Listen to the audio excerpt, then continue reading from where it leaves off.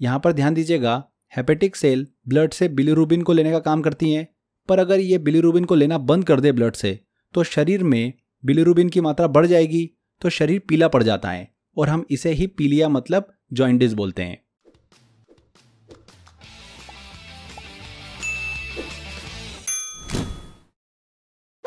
Hello friends, welcome to crazy GK trick. दोस्तों, आज के इस वीडियो में बायो का एक one of the most important topic हम डिस्कस करने वाले हैं, जो कि है डाइजेस्टिव सिस्टम, पाचन तंत्र। देखिए, इस टॉपिक से एग्जाम के अंदर लगातार क्वेश्चंस पूछे जा रहे हैं, तो आज के इस वीडियो में हम इस टॉपिक को ऐसा कंप्लीट करेंगे कि एग्जाम में इस टॉपिक से क्वेश्चन पूछेंगे 100% आपका क्वेश्चन बिल्कुल सही होगा। आपको यहाँ पर बिल्कुल भी मेहनत करने की जरूरत नहीं है, बस लेक्चर को पूरा कंप्लीट करिए, एंजॉय करिए अच्छे से इस लेक्चर को। ऐसा बिल्कुल भी नहीं दिमाग में रखना है कि बहुत सारी इन्फॉर्मेशन हमको याद रखना है। पिक्चराइजेशन, इमेजिनेशन से सारी चीज़ें आपके दिमाग में बिल्कुल सेट हो जाएगी। दोस्तों, अगर आप इस वीडियो का PDF डाउनलोड करना चाहते हैं तो 2 ऑप्शन आपके लिए अवेलेबल है। जिन भी स्टूडेंट्स ने 100 आवर GS का मेरा कोर्स ले रखा है, उनको कोर्स के अंदर इस वीडियो का PDF मिल जाता है। आने वाले जो भी मेरे लेक्चर्स यूट्यूब पर आपको देखने को मिलेंगे, उनका PDF भी आपको 100 आवर GS के कोर्स में मिल जाएगा।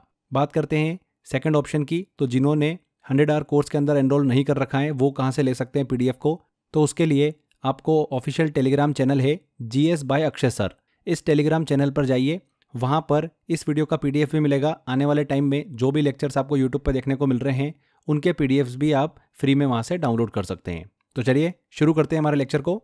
सबसे पहले हम समझते हैं कि डाइजेस्टिव सिस्टम होता क्या है। तो हम मनुष्यों को बॉडी को एनर्जी देने के लिए क्या करना पड़ता है? खाना खाना पड़ता है, खाने की ज़रूरत होती है। तो हम क्या करते हैं? भोजन मतलब खाना खाते हैं।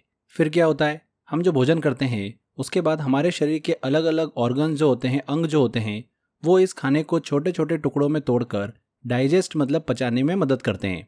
इस पूरे सिस्टम को ही क्या बोला जाता है? डाइजेस्टिव सिस्टम बोला जाता है। स्टेप बाय स्टेप हम समझते हैं।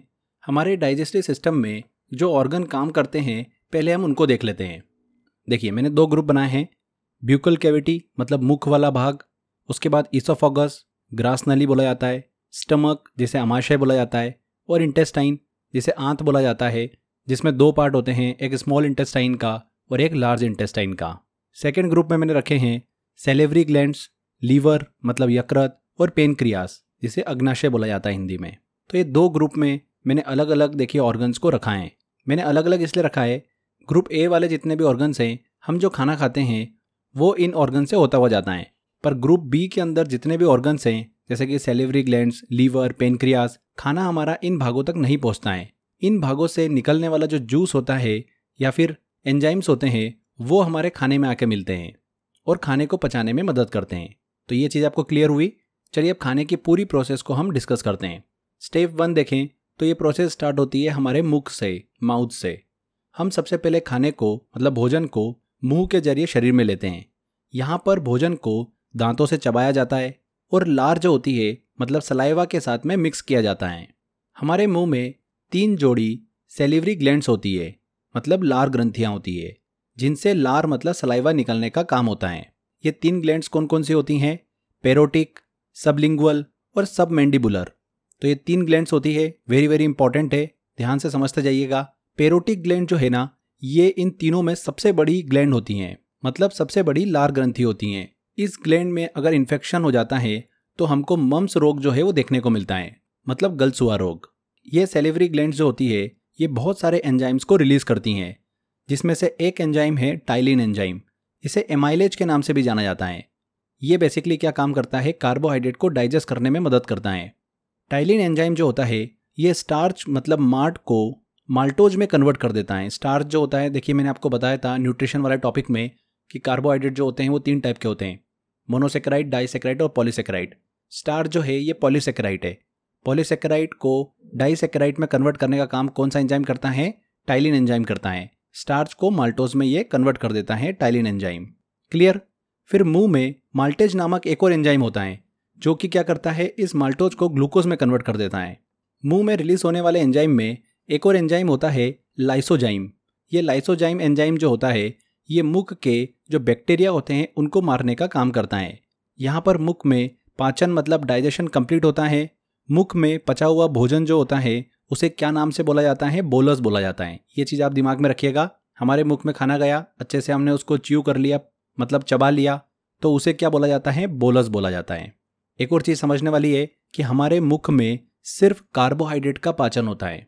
हम जो खाना खाते हैं उसमें बेसिकली 3 फूड इंग्रेडिएंट्स होते हैं, कार्बोहाइड्रेट, प्रोटीन और फैट। तो हमारा शरीर इन तीनों को ही पचाने का काम करता है।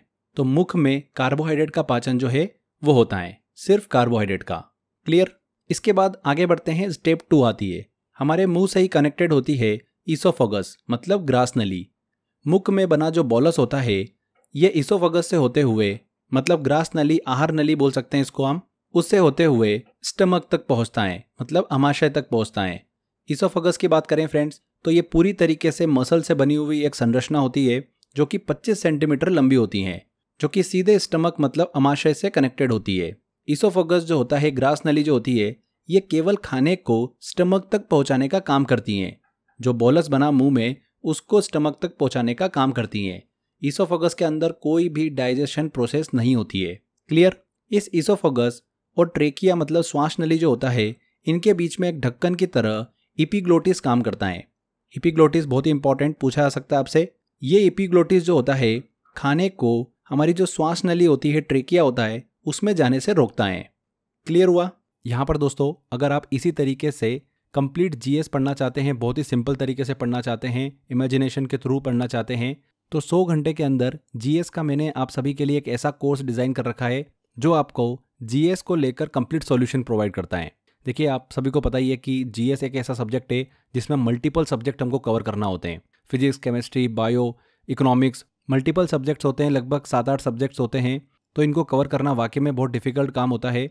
मैंने आप सभी को कंप्लीट सॉल्यूशन दिया है 100 आवर जीएस के इस कोर्स के अंदर। सारे सब्जेक्ट मैंने ही आपको पढ़ाए हैं और बहुत ही सिस्टमेटिक तरीके से, सबसे सिंपल वे में मैंने आपको चीज़ों को एक्सप्लेन किया है और हमने ट्रिक के माध्यम से भी चीज़ों को इसमें याद किया है। इंग्लिश एंड हिंदी मिक्स में ये कोर्स मैंने आपके लिए डिज़ाइन किया है। 2 ईयर की वैलिडिटी के साथ में आपको ये कोर्स मिल जाता है। अगर आप इस कोर्स को एनरोल करना चाहते हैं तो डिस्क्रिप्शन बॉक्स और कमेंट बॉक्स में लिंक दे रखा है, वहाँ पर क्लिक कर सीधे कोर्स के अंदर एनरोल कर सकते हैं। इसके अलावा crazy GK trick application download कर लीजिए। वहाँ पर फाउंडेशन कोर्स के अंदर कोर्स बाय एक्सेसर में आपको 100 आवर जीएस का ऑप्शन मिल जाएगा। कोर्स को लेकर अगर कुछ भी क्वेरी है आपकी तो स्क्रीन पर दिए गए नंबर पर आप कॉल कर सकते हैं, बेझिझक कॉल करके इन्फॉर्मेशन ले सकते हैं। चलिए वापस आते हैं हमारे लेक्चर पर। इसके बाद अगली स्टेप आती है हमारी स्टमक की। खाना हमारे स्टमक तक पहुंच चुका है। स्टमक की इनर सरफेस पर हमको गैस्ट्रिक ग्लैंड जो है वो देखने को मिलती हैं। ये गैस्ट्रिक ग्लैंड जो होती है गैस्ट्रिक जूस को स्रावित करती हैं, मतलब गैस्ट्रिक जूस को रिलीज करती हैं। इस गैस्ट्रिक जूस की बात करें हम तो इसमें HCl होता है, हाइड्रोक्लोरिक एसिड। इसके अलावा इसके अंदर कई सारे एंजाइम्स हमको देखने को मिलते हैं, जैसे कि पेप्सिन एंजाइम, रेनिन एंजाइम और एमाइलेज एंजाइम। HCl जो होता है, हाइड्रोक्लोरिक एसिड, ये खाने के साथ जो आए छोटे छोटे बैक्टीरिया होते हैं उनको खत्म करने का काम करता है। वहीं पेप्सिन एंजाइम जो होता है ये खाने में जो प्रोटीन होता है उसको पेप्टोन्स में कन्वर्ट कर देता है। रेनिन नामक एंजाइम भी प्रोटीन को पचाने का काम करता है। वहीं एमाइलेज एंजाइम जो होता है ये कार्बोहाइड्रेट को डाइजेस्ट करने में मदद करता है। हमारे स्टमक में जो हाइड्रोक्लोरिक एसिड होता है ये स्टमक में बहुत सारे एंजाइम को एक्टिवेट कर देता है और बहुत ज़रूरी भी होता है। पर अगर स्टमक में इस HCl की मात्रा अगर बढ़ जाती है तो उसे ही हम एसिडिटी कहते हैं। भोजन जो होता है, हमारा खाना जो होता है, फूड, वो स्टमक में 3 से 4 घंटे तक रहता है। स्टमक के अंदर फिर पचा हुआ भोजन क्या कहलाता है, काइम के नाम से जाना जाता है। अब ये काइम जो होता है ये स्टमक से स्मॉल इंटेस्टाइन की तरफ जाता है। स्मॉल इंटेस्टाइन में जाए उससे पहले इसमें कुछ जूस आकर मिलते हैं और ये जूस जो होते हैं, रस जो होते हैं, ये आते हैं लीवर और पेनक्रियास से। तो अभी के लिए हम हमारी प्रोसेस को थोड़ा सा यहाँ रोकते हैं क्योंकि हमको ये समझना पड़ेगा कि ये जूस जो आ रहे हैं ये क्या काम करते हैं और ये कैसे वहाँ से आ रहे हैं। तो लीवर और पेनक्रियास को हम थोड़ा सा पहले समझ लेते हैं, फिर हमारी प्रोसेस को हम आगे बढ़ाएंगे। यहाँ पर ध्यान दीजिएगा, लीवर और पेनक्रियास में खाना नहीं जाता है, ये काफ़ी इंपॉर्टेंट है। इन दोनों भाग से जूस निकलता है जो कि हमारे खाने में आकर मिलता है। सबसे पहले हम लीवर की बात करते हैं। लीवर, जिसे यकृत बोला जाता है, शरीर की ये सबसे बड़ी ग्लैंड होती है, मतलब ग्रंथि होती है। और लीवर का वजन जो होता है अप्रॉक्सीमेट 1.5 kg के आसपास होता है। ध्यान दीजिएगा, लीवर से कोई भी एंजाइम जो होता है वो रिलीज नहीं होता है। लीवर के ठीक नीचे राइट हैंड साइड में एक नाशपाती के आकार की थैलीनुमा संरचना होती है जिसे गल ब्लैडर के नाम से जाना जाता है। हिंदी में इसे बोला जाता है पित्ताशय। हमारा लीवर जिन सेल से, मतलब कोशिका से बना होता है, उसे बोला जाता है हेपेटिक सेल। क्या बोला जाता है? Hepatic cell. इसी के साथ साथ लीवर से एक पीले रंग का पिगमेंट जो है वो निकलता है जिसे हम बोलते हैं बिलिरुबिन। ये बिलिरुबिन जो होता है ये हमारे रक्त में मिक्स हो जाता है। ये हेपेटिक सेल जो होती है ये ब्लड से बिलिरुबिन को लेकर उसे बाइल जूस में कन्वर्ट कर देती हैं। अभी मैंने आपको बताया लीवर जिन सेल से मिलकर बना होता है उसे बोलते हैं हम हेपेटिक सेल। ये हेपेटिक सेल ब्लड से इस बिलिरुबिन को लेकर बाइल जूस में कन्वर्ट कर देती हैं जो कि गल ब्लेडर में स्टोर रहता है। क्लियर हुआ आपको? गल ब्लेडर में जो जूस स्टोर रहता है उसे क्या बोला जाता है? बाइल बोला जाता है। इसी बाइल जूस से फैट मतलब वसा के पाचन में मदद मिलती है। जो हमारी बॉडी के अंदर फैट को पचाने का काम करता है वो ये बाइल जूस ही करता है। बहुत ही इंपॉर्टेंट होता है ये।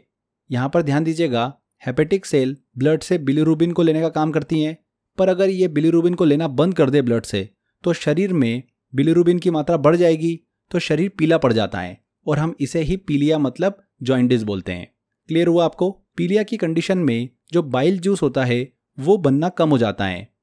तब हमारा शरीर जो होता है वो फैट का पाचन नहीं कर पाता है। इसीलिए डॉक्टर जो होते हैं पीलिया या फिर जॉइंडिस के समय घी, तेल इनको खाने से मना करते हैं। इसके अलावा लीवर का काम यूरिया का निर्माण करना भी होता है। खाने के विषैले पदार्थों को खत्म करने का काम भी होता है। Liver dead RBC red blood cell को नष्ट करके प्लीहा की सफाई करने का भी काम करता है। लीवर में ही हिपेरिन का निर्माण होता है जो कि ब्लड को लिक्विड स्टेज में बनाए रखने में मदद करता है। बहुत बार यह क्वेश्चन पूछा जाता है। तो यकृत से बना बाइल जूस जो होता है वो गल ब्लेडर में आकर स्टोर होता है। अब आगे बढ़ते हैं, बात करते हैं हम पेनक्रियास की।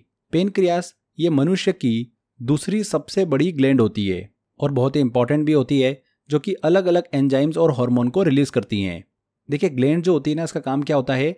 ग्लैंड जूस को रिलीज करती है और इसी जूस में एंजाइम्स होते हैं जो कि भोजन को पचाने का काम करते हैं, फूड को डाइजेस्ट करने का काम करते हैं। ये जो ग्लैंड्स होती है, ग्रंथियां होती हैं, ये दो टाइप की होती हैं, एंडोक्राइन और एक्सोक्राइन, अंतःस्रावी ग्रंथि और बाह्य स्रावी ग्रंथि। एंडोक्राइन ग्लैंड जो होती है वो हार्मोन को रिलीज करती हैं, वहीं एक्सोक्राइन ग्लैंड जो होती है वो एंजाइम्स को रिलीज करती हैं। हमारा शरीर का जो पेनक्रियास वाला भाग होता है ये एक मिश्रित ग्लैंड होता है, मिक्स्ड ग्लैंड होता है। मतलब ये दोनों तरीके से काम करता है, हार्मोन को भी रिलीज करता है और एंजाइम को भी रिलीज करता है। कौन कौन से हार्मोन और कौन कौन से एंजाइम को रिलीज करता है ये काफ़ी इंपॉर्टेंट है। देखिए पेनक्रियास के अंदर 3 सेल जो होती है वो अलग अलग हार्मोन को रिलीज करती हैं। अल्फा सेल से ग्लूकेगॉन हार्मोन रिलीज होता है, बीटा सेल से इंसुलिन हार्मोन रिलीज होता है, ये बहुत पूछा जाता है एग्जाम में, और गामा सेल से सेमेटोस्टेटिन नामक हार्मोन जो है वो रिलीज होता है। क्लियर हो गया आपको? वहीं एंजाइम्स की बात करें तो पेनक्रियास जो है वो ट्रिप्सिन, लाइपेज और एमाइलेज नामक एंजाइम जो है वो रिलीज करता है। ट्रिप्सिन एंजाइम जो होता है ये प्रोटीन को पचाने में मदद करता है, लाइपेज एंजाइम फैट को पचाने में मदद करता है, वहीं एमाइलेज एंजाइम जो है ये कार्बोहाइड्रेट का पाचन मतलब डाइजेस्ट करने में मदद करता है। ये चीज़ क्लियर हो गई? पेनक्रियास से निकलने वाले जूस में ये सभी एंजाइम जो होते हैं वो उपस्थित होते हैं जो कि भोजन के हर एक कंपोनेंट को डाइजेस्ट कर देते हैं। इसीलिए इसे कंप्लीट डाइजेस्टिव जूस भी कहते हैं। इस कंप्लीट डाइजेस्टिव जूस की बात करें तो इसमें 98% तो पानी होता है, वाटर होता है, 2% एंजाइम और मिनरल्स होते हैं। तो हमने ये डिस्कस किया लीवर से जो बाइल जूस आ रहा है और पेनक्रियास से जो पेनक्रियास जूस आ रहा है जिसे कंप्लीट डाइजेस्टिव जूस बोलते हैं। ये दोनों जो स्टमक से हमारा खाना आता है स्मॉल इंटेस्टाइन में, उस पॉइंट पर आकर ये जूस दोनों मिलते हैं। डाइजेस्टिव जूस में उपस्थित ट्रिप्सिन एंजाइम जो होता है वो स्टमक से आए पेप्टोन्स को एमिनो अम्ल मतलब एमिनो एसिड में कन्वर्ट कर देता है। ये बहुत ही इंपॉर्टेंट है, पूछा जाता है एग्जाम में कि ट्रिप्सिन एंजाइम का काम क्या होता है? पेप्टोन्स को एमिनो एसिड में कन्वर्ट कर देता है। तो इस तरीके से हमारा खाना जो है वो स्मॉल इंटेस्टाइन में एंटर करता है। अब हमारे खाने की जो प्रक्रिया है वो पहुंचती है इंटेस्टाइन पर, मतलब आंत पर। तो छोटी आंत सबसे पहले हम डिस्कस कर रहे हैं। स्मॉल इंटेस्टाइन जो होती है ये हमारे फूड के कंप्लीट डाइजेशन की एक लास्ट स्टेज होती है। यहाँ पर जो हमारा डाइजेस्ट फूड होता है, पचा हुआ भोजन होता है, उसका एब्जॉर्प्शन होता है, मतलब अवशोषण होता है। हमारी बॉडी उसको पूरी तरीके से चूस लेती है। स्मॉल इंटेस्टाइन की बात करें तो ये लार्ज इंटेस्टाइन से बड़ी होती हैं। स्मॉल इंटेस्टाइन की साइज जो होती है वो 18 फीट की होती हैं, वहीं लार्ज इंटेस्टाइन जो अभी आगे हम पढ़ने वाले हैं उसकी साइज 5 फीट की होती हैं। स्मॉल इंटेस्टाइन फ्रेंड्स 3 भागों में डिवाइडेड होती हैं। इसका शुरू का जो हिस्सा होता है उसे डिओडेनम बोलते हैं, बीच का जो हिस्सा होता है उसे जेजुनम, और लास्ट का जो हिस्सा होता है स्मॉल इंटेस्टाइन का उसे इलियम के नाम से जाना जाता है। एक एक करके तीनों हिस्सों को डिस्कस करें तो हमारा खाना सबसे पहले डुओडेनम में पहुंचता है। स्टमक से पचा हुआ भोजन जो होता है जिसे हम काइम बोल रहे हैं, वो स्मॉल इंटेस्टाइन के ड्यूोडेनम वाले भाग में ही आता है। जैसा कि मैंने आपको बताया, जो बाइल जूस होता है, पित्त रस होता है और पेनक्रियास जूस होता है, वो इसी भाग में आकर मिलते हैं, जिसकी वजह से हमारे फूड का अधिकांश भाग जो होता है वो ड्यूोडेनम में ही पच जाता है, डाइजेस्ट हो जाता है। इसके बाद खाना पहुंचता है जेजुनम में। इस भाग में भी हमारे फूड का पाचन होता है और एब्जॉर्प्शन का काम होता है। नेक्स्ट हमारा खाना पहुंचता है इलियम वाले भाग में। स्मॉल इंटेस्टाइन का ये भाग जो होता है ये बहुत सारे एंजाइम्स को रिलीज करता है, जैसे कि इरिप्सिन, माल्टेज, लेक्टोज, इस तरीके से अलग अलग एंजाइम्स को रिलीज करता है, जो कि हमारे भोजन को डाइजेस्ट करने में मदद करते हैं। इन सभी स्टेज के पूरे होने के बाद भोजन जो होता है, फूड जो होता है, वो पूरी तरीके से डाइजेस्ट हो जाता है और स्मॉल इंटेस्टाइन की दीवारें जो होती है, सरफेस जो होती है, वो भोजन को पूरी तरीके से ऑब्जॉर्ब कर लेती है। इसके बाद फूड का डाइजेशन जो है वो नहीं होता है। स्मॉल इंटेस्टाइन में पचा हुआ भोजन किस नाम से जाना जाता है? काइल के नाम से जाना जाता है। छोटी आंत मतलब स्मॉल इंटेस्टाइन से अनडाइजेस्ट फूड को शरीर से बाहर निकालने के लिए लार्ज इंटेस्टाइन में भेज दिया जाता है। लार्ज इंटेस्टाइन की लंबाई जो होती है वो लगभग 5 फीट के आसपास की होती है, जो कि स्मॉल इंटेस्टाइन से छोटी होती हैं। जैसा कि अभी मैंने आपको बताया था, लार्ज इंटेस्टाइन में फूड का डाइजेशन नहीं होता है। ये चीज़ काफ़ी इंपॉर्टेंट है। इसमें सिर्फ वाटर और इलेक्ट्रोलाइट्स जो होते हैं उसका एब्जॉर्प्शन होता है, अवशोषण होता है। इस एब्जॉर्प्शन के बाद बचा हुआ वेस्ट सॉलिड जो होता है वो रेक्टम में जाकर स्टोर हो जाता है। देखिए, जो लार्ज इंटेस्टाइन होती है ये 3 भागों में बटी हुई होती है, सीकम, कॉलन और रेक्टम। सीकम जो होता है ये स्मॉल इंटेस्टाइन इसी से लार्ज इंटेस्टाइन से कनेक्टेड रहती है। अपेंडिक्स इसी का हिस्सा होता है। लार्ज इंटेस्टाइन का मतलब बड़ी आंत का बड़ा हुआ हिस्सा ही अपेंडिक्स कहलाता है। ध्यान दीजिएगा, अपेंडिक्स जो है सेल्यूलोज के पाचन में मदद करती हैं। ये घास खाने वाले जानवर जो होते हैं उनमें पाई जाती हैं। ये मनुष्यों में एक वेस्टिजियल ऑर्गन है। वेस्टिजियल ऑर्गन का मतलब होता है वे अंग जो हमारे पूर्वजों में कार्यरत थे, लेकिन अब हमारी जीवन शैली में इनका कोई भी महत्वपूर्ण कार्य नहीं है। तो अपेंडिक्स जो है ये उसी तरीके का एक वेस्टिजियल ऑर्गन है जिसका हमारी बॉडी में कोई भी काम नहीं होता है। क्लियर? लार्ज इंटेस्टाइन का दूसरा भाग होता है कॉलन। यह हिस्सा भोजन से जल और मिनरल्स का अब्जॉर्प्शन करने का काम करता है। एंड तीसरा हिस्सा होता है लार्ज इंटेस्टाइन का रेक्टम, जहां पर शरीर से बाहर जाने वाला वेस्ट सॉलिड जो है वो जमा होता है। इसी रेक्टम से एनएस जो है मतलब मलाशय कनेक्टेड होता है। ये वो भाग होता है जो बड़ी आंत के अंतिम भाग रेक्टम से जुड़ा हुआ होता है, जिससे वेस्ट सॉलिड जो है वो शरीर से बाहर चला जाता है। तो इस तरीके से हमारी बॉडी की पूरी डाइजेशन की जो प्रोसेस है वो कंप्लीट होती है। आई होप आपको अच्छे समझ में आ गया होगा। बहुत ही सिंपल तरीके से हमने इसको समझा है। देखिए, हमारी प्रोसेस जो स्टार्ट होती है मुंह से। सबसे पहले हम खाने को मुंह में लेते हैं और हमारे दांतों के द्वारा खाने को च्यू किया जाता है, चबाया जाता है। तो यहाँ पर जो दांत होते हैं उनसे रिलेटेड भी काफ़ी इंपॉर्टेंट इन्फॉर्मेशन है जो कि आपको पता होना चाहिए। एग्जाम में आजकल पूछी जा रही है, जल्दी से हम इसको कवर करते हैं। ह्यूमन बॉडी में जो दांत होते हैं वो कैल्शियम फॉस्फेट के बने होते हैं। दांत मतलब टीथ की जो स्टडी होती है उसको ओडोंटोलॉजी कहा जाता है। क्या कहा जाता है? ओडोंटोलॉजी। ह्यूमन बॉडी में दांतों की 2 स्टेज हमको देखने को मिलती हैं। एक होती है प्राइमरी स्टेज और दूसरी होती है सेकेंडरी स्टेज। प्राइमरी टीथ और सेकेंडरी टीथ। प्राइमरी टीथ को दूध के दांत भी बोलते हैं, मतलब अस्थायी दांत। बचपन में ये आते हैं, फिर ये बाद में टूट जाते हैं और फिर आते हैं परमानेंट टीथ, जिसे सेकेंडरी टीथ बोलते हैं। तो प्राइमरी टीथ की जो संख्या होती है बॉडी के अंदर वो होती है 20। कितनी होती है? 20। और ये 13 से 15 वर्ष की आयु तक ही रहते हैं। सेकेंडरी टीथ, परमानेंट टीथ की बात करें तो ह्यूमन बॉडी में इनकी संख्या 32 होती है। अब यहाँ पर देखिए फ्रेंड्स, जो प्राइमरी टीथ होते हैं और सेकेंडरी टीथ होते हैं, इनका डेंटल फार्मूला जो है वो एग्जाम में पूछ लिया जाता है। तो प्राइमरी टीथ का डेंटल फार्मूला जो होता है, दंत सूत्र, वो होता है 2102। ये क्या होता है अभी मैं आपको समझाने वाला हूँ। वहीं परमानेंट टीथ मतलब सेकेंडरी टीथ का जो डेंटल फार्मूला होता है वो होता है 2123। चलिए इस डेंटल फार्मूले को हम समझते हैं। देखिए, यहाँ पर आपको हमारे मुंह में जो टीथ होते हैं उनका एक डायग्राम दिख रहा होगा, प्राइमरी टीथ और सेकेंडरी टीथ। यहाँ पर देखिए फ्रेंड्स, जो हमारा मुंह होता है वो बेसिकली 4 हिस्सों में डिवाइडेड होता है। ऊपर वाला जो जबड़ा होता है वो 2 भागों में बटा होता है और नीचे वाला जबड़ा भी 2 भागों में बटा हुआ होता है। तो इस तरीके से 4 भागों में हमारा मुंह जो है वो बटा हुआ होता है। अब यहाँ पर ग्रीन कलर के जो आपको टीथ दिख रहे हैं इन्हें बोला जाता है इंसाइसर्स। ऑरेंज कलर के जो टीथ दिख रहे हैं आपको इन्हें बोला जाता है केनाइन। येलो कलर के जो टीथ होते हैं ये होते हैं प्रीमोलर्स। और ब्लू कलर के जो टीथ दिख रहे हैं इन्हें बोला जाता है मोलर्स, मतलब दाढ़ के रूप में भी इन्हें जाना जाता है। प्राइमरी टीथ जब आते हैं बच्चों में तो वहाँ पर प्री मोलर दांत जो होते हैं, टीथ जो होते हैं, वो नहीं देखने को मिलते हैं। अब यहाँ पर हम एक हिस्से के जो टीथ होते हैं उनको कैलकुलेट करते हैं, उसी से हमारा डेंटल फॉर्मूला बनता है। प्राइमरी टीथ में जैसे हम डिस्कस करें तो एक हिस्से में आप देखेंगे तो यहाँ पर 2 इंसाइसर्स हैं, एक केनाइन है, 0 प्री मोलर टीथ हैं और 2 मोलर टीथ हैं। तो इस तरीके से फॉर्मूला बना 2102। उसी तरीके से सेकेंडरी टीथ वाले में बात करें, 2 इंसाइसर्स होते हैं, एक केनाइन होता है, 2 प्री मोलर टीथ होते हैं और 3 मोलर टीथ होते हैं। तो इस तरीके से सेकेंडरी टीथ में मतलब स्थायी दांत में जो फॉर्मूला बनता है वो बनता है 2123 का। तो आई होप आपको समझ में आ गया होगा। इनसे रिलेटेड भी आजकल एग्जाम के अंदर क्वेश्चन पूछे जा रहे हैं, इसलिए आपको ये दिमाग में रखना है। तो यहाँ पर फ्रेंड्स डाइजेस्टिव सिस्टम वाला टॉपिक हमारा कंप्लीट होता है। आई होप आपको पूरा टॉपिक अच्छे से समझ में आ गया होगा। मैंने टेस्ट वाले सेक्शन में इस टॉपिक से रिलेटेड काफ़ी क्वेश्चंस आपको दे रखे हैं, लगभग 40-50 क्वेश्चन हैं। आप उनकी अच्छे से प्रैक्टिस करिए। 100% इसी टेस्ट में से आपको एग्जाम में क्वेश्चन देखने को मिलेगा। लेक्चर आपने ध्यान से देखा है, सारे क्वेश्चन आपसे इजीली बन जाएंगे। तो अच्छे से मेहनत करते रहिए। जितने इंटरेस्ट से मैं आपको पढ़ा रहा हूँ उतने इंटरेस्ट से आप भी पढ़ते जाइए। 100% आपको सफलता मिलेगी। तो फ्रेंड्स यहाँ पर हमने अच्छे से डिटेल में डाइजेस्टिव सिस्टम को पूरा अच्छे से डिस्कस किया है। छोटी छोटी चीज़ें हमने डिटेल में समझी है। चलिए इस टॉपिक से रिलेटेड एग्जाम के अंदर कैसे क्वेश्चन पूछे जा रहे हैं एक छोटा सा टेस्ट लगाते हैं। अभी जो लेटेस्ट एग्जाम के अंदर क्वेश्चन पूछे गए इस टॉपिक से, तो देखिए सारे क्वेश्चन बड़ी आसानी से आपसे बन जाएंगे।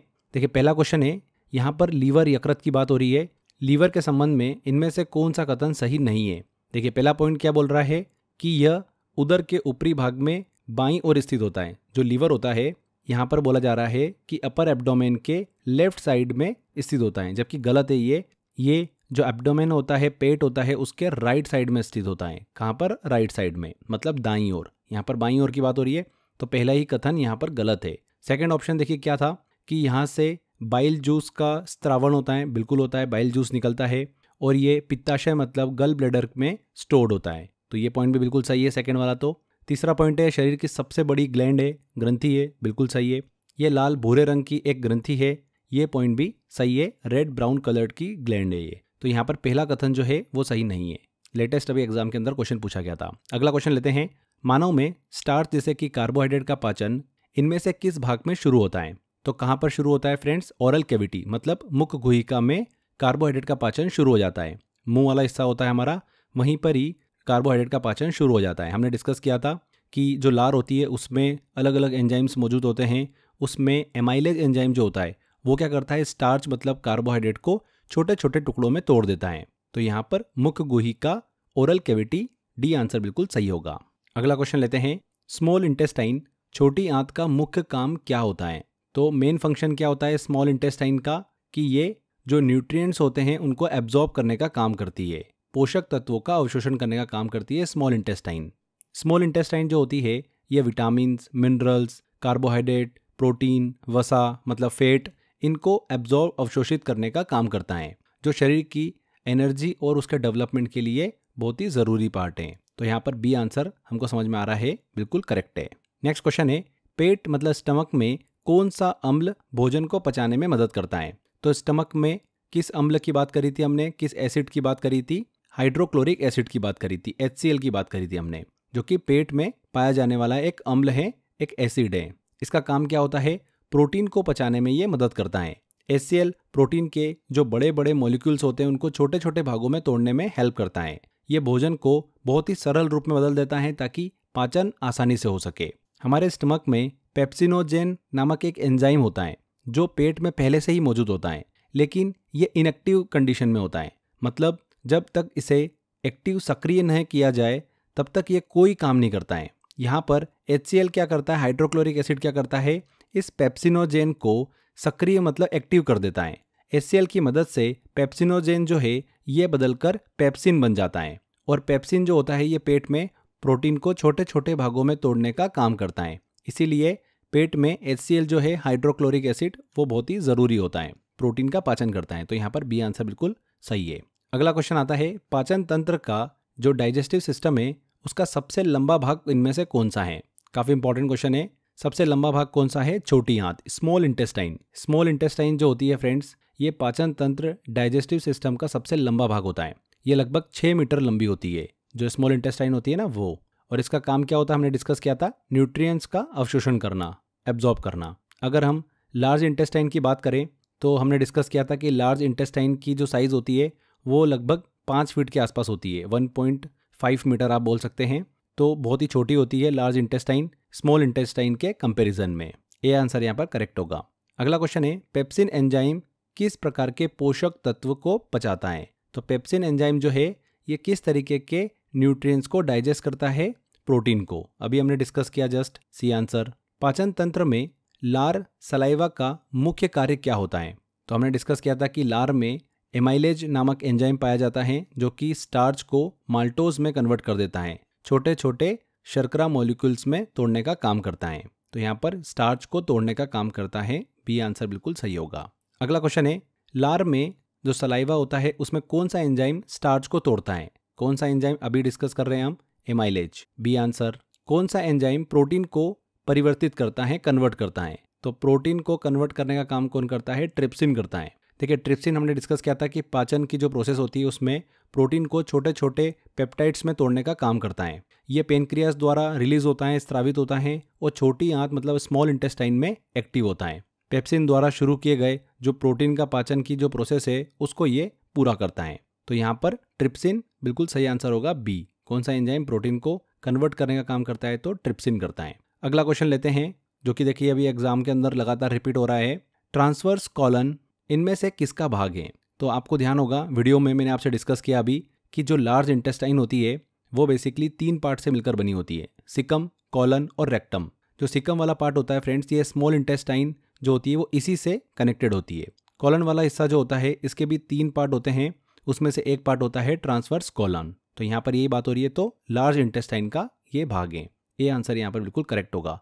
असेंडिंग कॉलन और डिसेंडिंग कॉलन के बीच का भाग होता है ट्रांसवर्स कॉलन। तो देखिए कितनी आसानी से सारे क्वेश्चन बन गए हैं। ये वही क्वेश्चन है जो अभी लगातार एग्जाम के अंदर पूछे जा रहे हैं। अगर टॉपिक को बहुत अच्छे से समझा है आपने, बहुत ही सिंपल तरीके से मैंने आपको समझाया है, आई होप आपसे सारे क्वेश्चंस बन गए होंगे। तो फ्रेंड्स इसी तरीके से सिंपल तरीके से अगर आप किसी भी टॉपिक को पढ़ना चाहते हैं, जीएस अपनी पूरी कंप्लीट करना चाहते हैं, तो मैंने 100 आवर्स जीएस का इसी तरीके से कोर्स बना रखा है। बहुत ही सिंपल तरीके से मैंने चीज़ों को आपको उस कोर्स के अंदर पढ़ाया है, कॉन्सेप्ट से, ट्रिक के माध्यम से भी हमने पढ़ा है। तो वो कोर्स आप ले सकते हैं, एनरोल कर सकते हैं। उस कोर्स को एनरोल करने का लिंक मैंने डिस्क्रिप्शन बॉक्स और कमेंट बॉक्स पे दे रखा है। इसके अलावा स्क्रीन पर दिए गए नंबर पे भी आप कॉल कर क्वेरी कर सकते हैं। तो आज के बस इस सेशन में इतना ही। आई होप आपको वीडियो काफ़ी अच्छा लगा होगा, मेहनत अच्छी लगी है, वीडियो अच्छा लगा है तो वीडियो को लाइक कर दीजिए, शेयर कर दीजिए और कमेंट करके ज़रूर बताइएगा कि वीडियो कैसा लगा। अगर आपने अभी तक चैनल को सब्सक्राइब नहीं कराएं तो सब्सक्राइब भी कर लीजिए। मिलते हैं फ्रेंड्स अगले वीडियो में। Till then bye bye.